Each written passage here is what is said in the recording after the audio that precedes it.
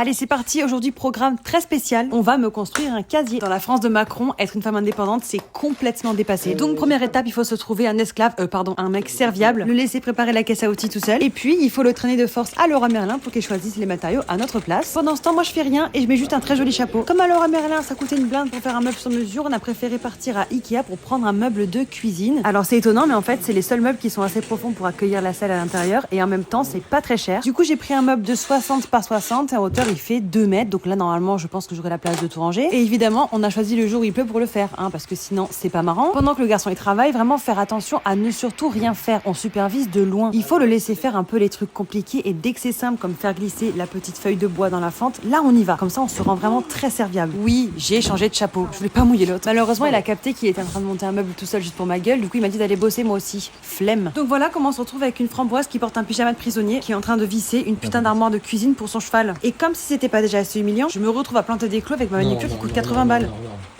Tiens-le correct. Ah, ça Oui. C'est trop lourd. Non, c'est pas lourd. Non.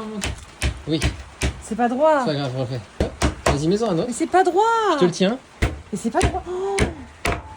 Non mais ça fait n'importe quoi. Allez, une fois qu'on a fait son cinéma, on continue de travailler. Qui se concentre autant pour planter un clou? Non mais sérieux, carrément je tape à deux mains. Et après avoir beaucoup chouiné pour réussir à planter un seul clou, et bah je flex. Et oui, je suis comme un homme. N'empêche qu'il m'a bien niqué parce que du coup je me retrouve à planter les clous toute seule. Une fois qu'on a fait ça, on relève la cuisine et puis ensuite on va créer un petit renfort pour y accrocher le porte-sel. Ça serait con quand même que la selle arrache tout. Pendant ce temps, j'ai une super vue. On visse une plaque sur les bords de l'armoire et on va aussi mettre 2 petites équerres pour être sûr que ça tienne bien. Ensuite on met le porte-sel, c'est le plus bas de gamme. Je crois qu'il m'a coûté genre 11 € chez Decathlon. Après on met un petit porte-manteau qui sera comme un porte-filet mais en beaucoup moins cher vu que je l'ai payé genre 7 € et qu'il est sur un petit rail coulissant trop stylé. Après on installe les étagères, moi j'en ai mis 4 au total. Après on a perdu 3 heures de temps parce que j'ai dû partir à Ikea pour aller acheter des nouvelles charnières car je me suis trompée de modèle. Franchement Ikea là-dessus vous êtes chiés parce que rien n'est bien expliqué, c'est trop nul. Parce que oui, j'ai acheté une porte à mon casier, il va pas rester comme ça. Par contre dans le mode d'emploi il disait pas qu'il fallait se mettre à 4 pattes mais bon ma foi. Après on met aussi la petite poignée parce que c'est trop mignon. Et ensuite vu qu'il est 21 h, je mets 3 affaires à l'intérieur pour faire genre j'ai commencé à ranger et puis ensuite on va pouvoir rentrer à la maison. Et voilà, je suis trop contente, je vous mets les prix à l'écran de mon joli casier et puis c'est fini, bisous.